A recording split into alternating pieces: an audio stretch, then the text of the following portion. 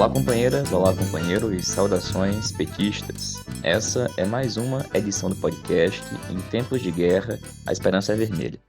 Hoje é sexta-feira, dia 8 de julho. Eu sou o Patrick e toco a conversa junto com vocês.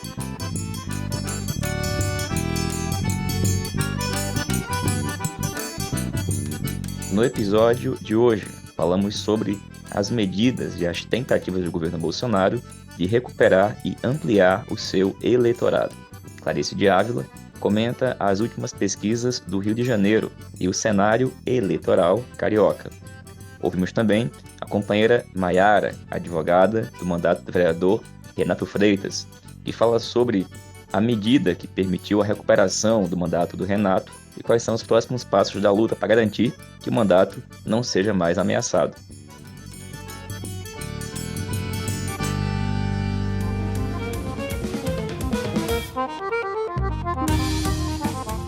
E pessoal, começamos a edição de hoje aqui do podcast falando sobre as medidas do governo Bolsonaro que estão tentando recuperar e ampliar o seu eleitorado. E a principal medida que está sendo discutida nesse momento, certamente, é aquela relativa à chamada PEC dos auxílios. A gente já comentou esse assunto aqui na segunda-feira, porque a PEC foi aprovada no dia 30 de junho no Senado, só que essa semana ela já foi também colocada em discussão, votada e aprovada na Comissão Especial da Câmara dos Deputados. Agora, ela se chama PEC 15 e está com um rito de tramitação extremamente acelerado. Como a gente já falou aqui, essa proposta ela é extremamente eleitoreira. Afinal de contas, ela amplia recursos do Auxílio Brasil e outras políticas sociais, além de criar novas políticas temporariamente, com prazo de validade, ou seja, apenas até o final do ano. No entanto, ela passou no Senado quase que de forma unânime. E existe uma discussão e uma avaliação de vários setores de que isso pode acontecer também na Câmara dos Deputados. E vejam só, a aprovação relâmpago na comissão especial já é um indício que, de fato, isso pode acontecer.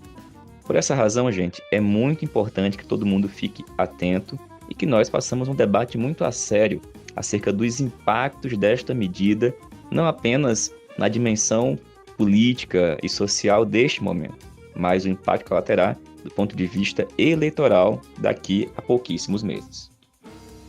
Afinal de contas, lá em 2020, no início da pandemia, quando o Brasil já atravessava, antes da pandemia, uma profunda crise política, econômica e social, o governo Bolsonaro e os seus aliados conseguiram convencer parte significativa da população brasileira de que a principal responsável pela crise era a pandemia. E quando chegou o período eleitoral, conseguiram convencer parte expressiva da população de que estava agindo positivamente, criando o Auxílio Brasil. E isso permitiu que setores da direita neoliberal, da direita conservadora, vencessem as eleições. É bom a gente lembrar isso. A esquerda e as forças do campo democrático e popular saíram derrotadas das eleições municipais de 2020. E as medidas que foram adotadas pelo governo Bolsonaro naquele período foram muito importantes para aquele resultado da direita. Bom, o cenário agora não é tão diferente do ponto de vista da situação política, econômica e social. Fome, desemprego, miséria, inflação altíssima. Esse é o cenário deste momento. Agora, o governo Bolsonaro está tomando medidas populistas para tentar reduzir em alguns setores a sensação de que está tudo muito, mas muito ruim. Circulou nas redes essa semana, por exemplo, vídeos de várias pessoas comemorando uma redução no valor dos combustíveis, isso decorrente de uma medida de redução do ICMS. E, de fato, em alguns lugares, na bomba, pela primeira vez em muito tempo, o combustível teve alguma redução. No entanto, isso é um custo social altíssimo, que é a retirada de recursos dos estados.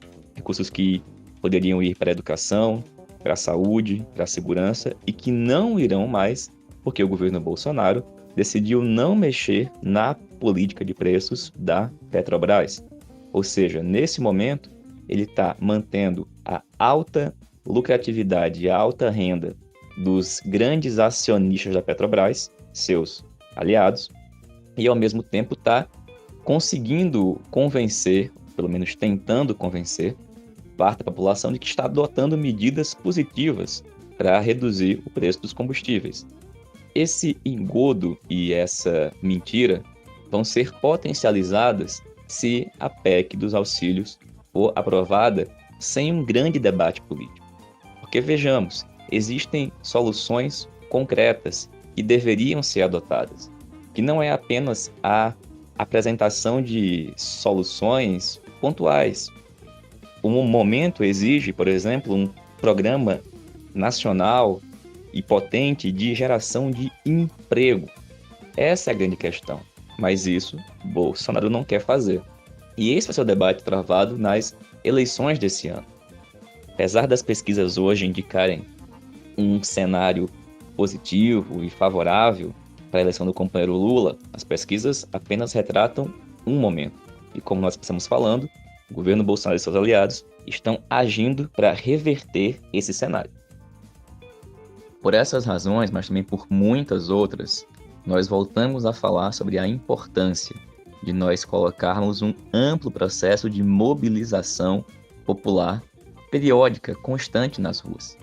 Não vai ser apenas pelo desempenho individual e pessoal do companheiro Lula que a gente vai conseguir vencer as eleições derrotando o governo Bolsonaro, derrotando o bolsonarismo e garantindo que Lula consiga tomar posse e governar. É preciso fazer muito mais do que se está sendo feito nesse momento, pois, como a gente está vendo, a direita não entregou os pontos, muito pelo contrário.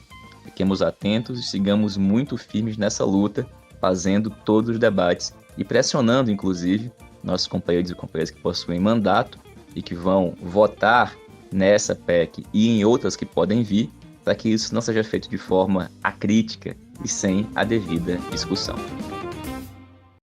E pessoal, dito isso, a gente vai escutar agora a companheira Clarice de Ávila, que é do Rio de Janeiro, e falar para a gente sobre a última pesquisa que pela primeira vez colocou o Cláudio Castro na frente do Marcelo Freixo, mas também sobre a visita de Lula ao Rio de Janeiro e as perspectivas eleitorais cariocas. Olá, ouvintes. Olá, Patrick. Espero encontrar todos bem e é mais uma honra para mim poder participar desse programa, dessa audiência do podcast Em Tempos de Guerra, Esperança Vermelha e poder trazer aí, enquanto moradora do interior, um cenário do Rio de Janeiro em relação à disputa eleitoral, para o governo do estado, esse estado emblemático que é o Rio de Janeiro. E hoje nós temos na disputa o nosso companheiro Freixo, que está no empate técnico, Patrick, com o Cláudio Castro, que está com a máquina na mão. Então, para nós, isso é um sinal de que a gente tem que seguir no caminho que nós estamos, no caminho certo. Inclusive, Patrick, estamos retornando agora, o interior esteve no ato do Lula na Cinelândia e Lula ratificou que o candidato do Rio de Janeiro é o Freixo. É importante a gente dizer isso, Patrick? Porque infelizmente está tendo aí uma discussão contrária à deliberação do partido e encaminhando votos para um outro candidato que não é o Freixo. Então, o nosso candidato no Rio de Janeiro é o Freixo. E a pesquisa do dia 4 mostra esse empate técnico, mas a gente precisa chamar uma atenção para os marcadores do interior. No interior, o Freixo perde para Cláudio Castro, assim como o Lula perde para Bolsonaro. E a gente, nas pesquisas até então, ouvintes? E é importante a gente fazer esse destaque, Patrick, porque o interior, na Baixada, por exemplo, é o comando da milícia, e nos municípios menores do interior do estado, como o município que eu moro, que é Barra Mansa, são as gestões dos prefeitos bolsonaristas. Isto precisa jogar luz para uma discussão de que nós precisamos fazer um trabalho mais intenso no interior. Então, dentro desse cenário de empate técnico, o Freixo ganha dentro do eleitorado do Lula, também entre as mulheres, entre aqueles que condenam o fascismo, né, e que condena o governo do Jair Bolsonaro. Eu acho que é importante eu chamar a atenção também, Patrick, porque em cada 10 eleitores, 6 ainda não definiram seus votos. Então a gente tem toda a chance de ganhar no primeiro turno, tanto para o governo do estado, tanto para o governo federal, trazendo Lula de volta para o povo voltar a ser feliz. Eu estou em êxtase, vamos um ônibus cheio para Cinelândia, saindo do interior, as pessoas voltam com outro gás, né? Com outra vontade mesmo de fazer acontecer a democracia de novo nesse país, fazer o povo trabalhador, a mulher trabalhadora a ter dignidade, porque hoje quando a gente olha para a classe trabalhadora, olha para o servidor público, olha para as universidades, para a cultura, está tudo destruído. Então é importante a gente dizer também que precisamos eleger no Rio de Janeiro Freixo, eleger no Rio de Janeiro Lula e também uma bancada de parlamentares para o Estado, para deputado federal, para deputado estadual, para o Senado, que nos represente e ajude o Lula a revogar todos esses decretos, esses desmandos de Jair Bolsonaro e sua quadrilha. Patrick, quero aí agradecer muito mais essa oportunidade de estar participando desse podcast e dizer que nós estamos lutando aqui no interior para que Lula vença no primeiro turno, para que Freixo vença no primeiro turno. Um grande abraço e até mais. Valeu, Clarice. Obrigado, companheira. E, gente, a Clarice está como pré-candidata a deputada lá no Rio de Janeiro. Gente, uma ótima notícia que a gente também vai comentar agora é que essa semana o companheiro Renato Freitas conseguiu, por meio de uma decisão liminar, recuperar o seu mandato. Isso mesmo.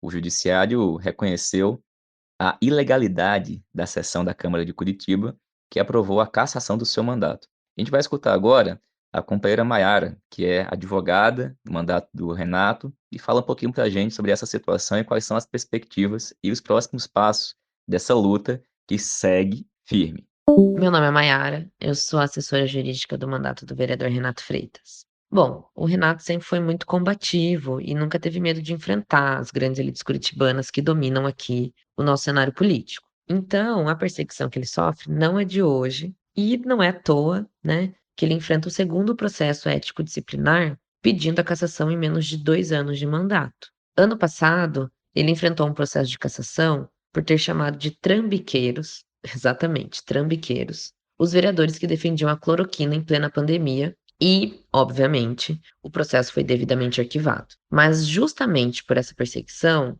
é que a gente sabe o quão importante e necessária é a presença do Renato aqui dentro da casa. Agora, os próximos passos é garantir pelo sistema judiciário, porque dentro do sistema legislativo já entendemos a correlação de forças e aqui não temos chance, a defesa e permanência do mandato. A defesa jurídica tem a confiança de que o mandado de segurança protocolado, que discute a ilegalidade da sessão de julgamento do dia 21 e 22, e também a ação anulatória que demonstrou a suspeição de alguns membros do Conselho de Ética com áudios vazados, com recebimento de e-mail do próprio relator, sejam julgados procedentes pela Justiça, mantendo o mandato do Renato.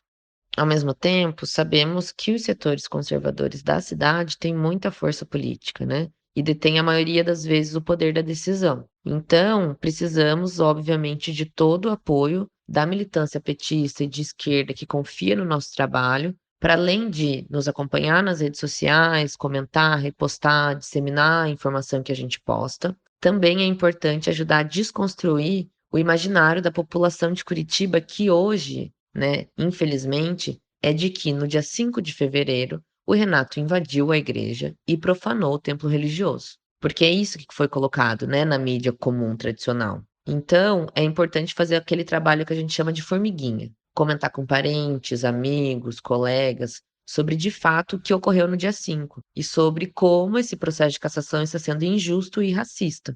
A nossa luta não acabou, né? Essa liminar é só mais uma batalha que a gente venceu. A gente ainda tem muitas a travar para garantir a permanência do mandato preto e periférico do vereador Renato Freitas e seguimos na luta. Valeu, Mayara. Obrigado, companheira. Muita força aí, tamo junto para manter este mandato tão importante na resistência popular, democrática e antirracista aí em Curitiba. Toda força, companheiro Renato.